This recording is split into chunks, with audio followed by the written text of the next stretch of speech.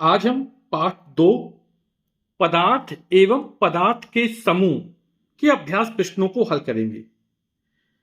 तो यहां पे हमको सही विकल्प छांटकर अपनी उत्तर पुस्तिका पर लिखना है। का नंबर है वर्गीकरण आवश्यक होता है वस्तुओं को व्यवस्थित रखने हेतु। बिल्कुल सही है। वस्तुओं एवं पदार्थों के गुणों को आसानी से समझने हेतु। यह भी बिल्कुल सही है। विद्यालय के पुस्तकालय हेतु और सभी हेतु। तो जो वर्गीकरण होता है वो सभी के लिए आवश्यक होता है, तो यहां पर सभी के हेतु लग जाएगा। किसी द्रव को गर्म करने पर वह बदल जाता है। तो जब द्रव को गर्म करते हो किसमें बदल जाता है? गैस में बदल जाता है। बिल्कुल सही सोचा आप लोगों ने। किसमें बदलता है? गैस में। ठोस को गर्म करेंगे द्रव बनता है ना, और द्रव को गर्म करेंगे तो गैस बनती है। ठीक। का नंबर है गैस को किसी बर्तन में रखने पर वह। अब जो गैस है उसका न तो आकार निश्चित होता है ना ही आयतन निश्चित होता है, और इनके अणुओं में जो आकर्षण बल होता है वो बहुत कम होता है, नगण्य के बराबर होता है, नहीं के बराबर होता है ना। गैस जैसे अगरबत्ती जला दो तो उसका धुआं पूरे कमरे में फैल जाता है ना। तो ऑप्शन क्या है? उसकी तली में बैठ जाएगा, ये तो गलत है। उसमें पूरी तरह फैल जाएगा, है ना, तो यही सही लग रहा है। उसके केवल ऊपरी हिस्से में फैलेगा, ये भी गलत है, उसको खाली कर देगी। तो यहां पर इसको जो दूसरा विकल्प है उसमें पूरी तरह से फैल जाएगी, ये सही है ना। तो गैस को किसी बर्तन में रखने पर वह उसमें पूरी तरह से फैल जाएगी। घ नंबर है पदार्थ की निर्माण इकाई है। तो जो पदार्थ की निर्माण इकाई होती है वो होती है परमाणु। प्रश्न क्या 2 है रिक्त स्थानों की पूर्ति कर अपनी उत्तर पुस्तिका में लिखिए। ठोस का आकार होता है। तो ठोस का आकार कैसा होता है? निश्चित होता है। अगरबत्ती की सुगंध गुण के कारण कमरे में फैल जाती है, और ये जो गुण है वो कौन सा गुण है? गैसीय गुण है। पानी में घुल जाता है। तो जो भी पदार्थ पानी में घुल जाता है, मैं नमक लिख देता हूं, आप और की भी चीनी घुल जाती है, शक्कर घुल जाती है ना, तो नमक पानी में घुल जाता है। पदार्थ का वह सूक्ष्म कण है जो स्वतंत्र अवस्था में रह सकता है। तो सूक्ष्म कण अणु है, ये स्वतंत्र अवस्था में रह सकता है ना। तो यहां पे क्या आ जाएगा? अणु जो है पदार्थ का वह सूक्ष्म कण है जो स्वतंत्र अवस्था में रह सकता है। प्रश्न क्या 3 है अधोलिखित प्रश्नों के संक्षिप्त उत्तर अपनी उत्तर पुस्तिका में लिखिए। का नंबर है पदार्थ की 3 अवस्थाओं के नाम लिखिए। तो पदार्थ की 3 अवस्थाएं कौन कौन सी होती हैं? ठोस, द्रव और गैस। तो आप उत्तर में क्या लिखेंगे कि उत्तर में पदार्थ की 3 अवस्थाओं के नाम ठोस, द्रव तथा गैस हैं। ठीक। नंबर है पदार्थ की उस अवस्था का नाम लिखें जिसमें पदार्थ का आयतन और आकृति दोनों निश्चित होते हैं। तो पदार्थ की वह अवस्था जिसमें आयतन और आकृति दोनों निश्चित होते हैं वह है ठोस अवस्था। क्या नंबर पदार्थों के वर्गीकरण से क्या तात्पर्य है? तो पदार्थों को उनके सामान्य लक्षणों के आधार पर अलग अलग समूहों में व्यवस्थित करने की क्रिया को वर्गीकरण कहते हैं। फिर घ नंबर है पारभासी किसे कहते हैं? वे पदार्थ जिनके द्वारा धुंधला या आंशिक रूप से आर पार देखा जा सकता है वे पारभासी कहलाते हैं। जैसे तेल लगा कागज, पेंट लगा कांच, है ना, आदि। प्रश्न क्या 4 है कारण बताइए द्रव पदार्थों की आकृति निश्चित नहीं होती है। तो जो द्रव पदार्थ होते हैं, है ना, इनमें आपसी आकर्षण बल जो होता है वो ठोस की तुलना में कम होता है ना, जो इन्हें एक साथ बांधे रखने के लिए आवश्यक होता है। इसी कारण द्रव पदार्थों की आकृति निश्चित नहीं होती है। जल से भरा गिलास खाली गिलास की अपेक्षा भारी होता है।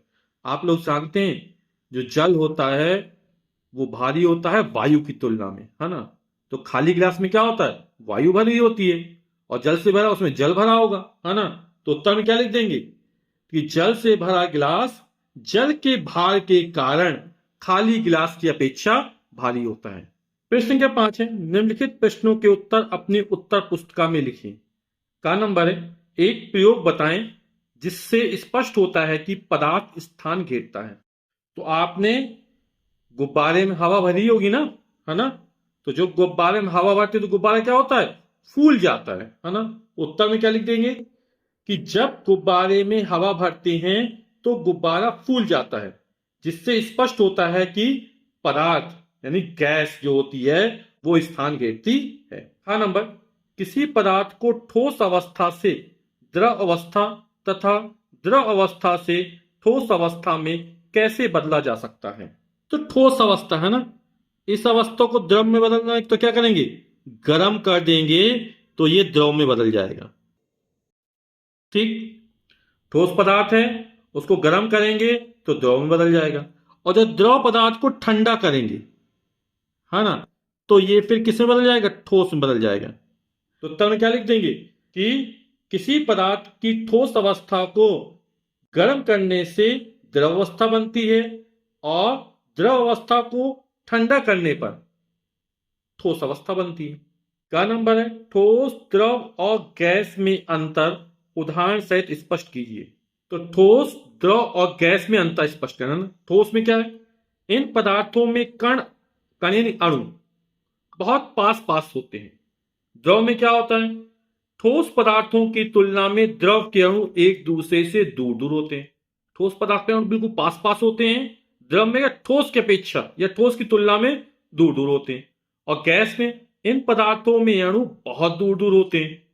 ठीक, दूसरा नंबर है, इनमें आपसी आकर्षण बल बहुत अधिक होता है ठोस में, तभी इनकी आकृति का निश्चित होती है।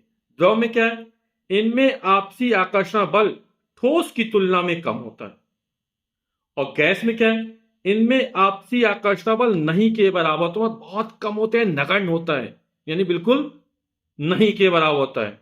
ठीक, ठोस पदार्थों की आकृति एवं आयतन दोनों निश्चित होते हैं। ये परिभाषा भी है, ठोस किसे कहते हैं, वे पदार्थ जिनकी आकृति एवं आयतन दोनों निश्चित होते हैं उसे ठोस कहते हैं। द्रव द्रव पदार्थों की आकृति निश्चित नहीं होती किंतु आयतन निश्चित होता है।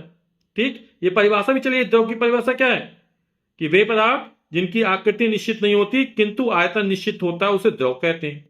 और गैस में, गैस पदार्थों का ना तो आकृति निश्चित होती है और ना ही आयतन निश्चित होता है, यानी गैस पदार्थों की आकृति और आयतन दोनों निश्चित नहीं होते।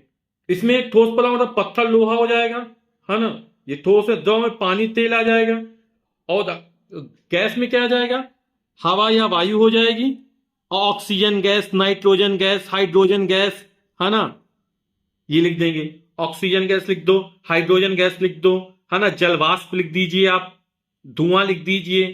तो ये सब किस में चले जाएंगे, गैस में चले जाएंगे। प्रश्न संख्या 6, पारदर्शिता के आधार पर पदार्थ कितने प्रकार के होते हैं, उदाहरण सहित लिखिए। तो पारदर्शिता के आधार पर जो पदार्थ होते हैं वो 3 प्रकार के होते हैं। पहला पारदर्शी पदार्थ, दूसरा अपारदर्शी पदार्थ, और तीसरा होता पारभासी पदार्थ। ठीक है, तो पारदर्शी पदार्थ वे पदार्थ जिनके आर पार देखा जा सकता है पारदर्शी कहलाते हैं, जैसे कांच, जल आदि। अपारदर्शी पदार्थ में क्या लिखेंगे, वे पदार्थ जिनके आर पार नहीं देखा जा सकता है अपारदर्शी कहलाते हैं, जैसे लकड़ी, कागज आदि। और पारभासी में क्या आ जाएगा, वे पदार्थ जिनके द्वारा धुंधला या आंशिक रूप से आर पार देखा जा सकता है वे पारभासी कहलाते हैं, जैसे तेल लगा कागज, पेंट लगा कांच आदि, या घिसा हुआ कांच भी बोल सकते हैं।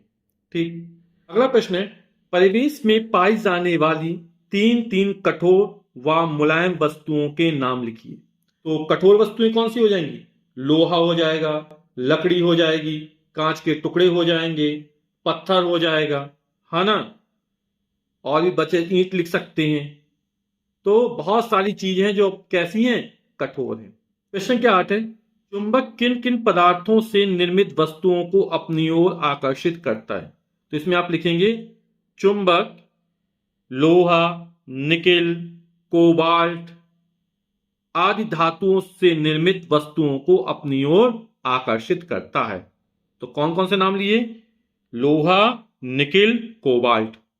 ठीक, प्रश्न क्या 9 है, अपने आसपास दिखाई देने वाली वस्तुओं को पारदर्शी, अपारदर्शी तथा पारभासी में चिन्हित कर उनकी सूची बनाइए। जैसे इस तरह तालिका बना सकते हैं, अपारदर्शी, पारदर्शी, पारभासी। वस्तु के नाम है चमड़ा। चमड़ा कैसा है? अपारदर्शी, तो ना पारदर्शी होगा ना पारभासी होगा। मोटा कपड़ा, ये कैसा है? अपारदर्शी, ना पारदर्शी होगा ना पारभासी होगा। पतले कांच का टुकड़ा, तो ये क्या होगा? पारदर्शी होगा, ना पारभासी होगा ना पारदर्शी होगा। पत्थर कैसा है? अपारदर्शी है। तो ट्रेसिंग पेपर, ये क्या? पारभासी होता है। ठीक, तो मैं कुछ डायरेक्ट लिख देता हूं, आप लोग समझ जाइएगा। ठीक, जैसे पारदर्शी वस्तु के नाम कौन से? जैसे कांच हुआ, जल हुआ, हवा हुआ, है ना, ये पारदर्शी में आ जाएंगे। अपारदर्शी में क्या क्या आ जाएंगी? लकड़ी, कागज, लोहा, पत्थर आदि, ये अपारदर्शी में पहुंच जाएंगे। और पारभासी में क्या आ जाएंगे? तेल लगा कागज, पेंट लगा कांच, ट्रेसिंग पेपर, है ना, ये किस में आ जाएंगे? पारभासी में आ जाएंगे। अभ्यास का अंतिम प्रश्न है, पदार्थों का वर्गीकरण क्यों आवश्यक है? इस संबंध में अपने विचार लिखिए। तो एक वस्तु अपने अपने गुणों और उपयोगिता के आधार पर एक दूसरे से अलग है। किसी वस्तु की पहचान इसके आकार, बनावट, रंग, उपयोग आदि के आधार पर की जाती है। जब हम वस्तुओं को उनके विशेष गुणों, उपयोग आदि के आधार पर अलग अलग समूहों में रखते हैं, तब उनकी पहचान आसानी से की जा सकती है। इसीलिए पदार्थों का वर्गीकरण आवश्यक है।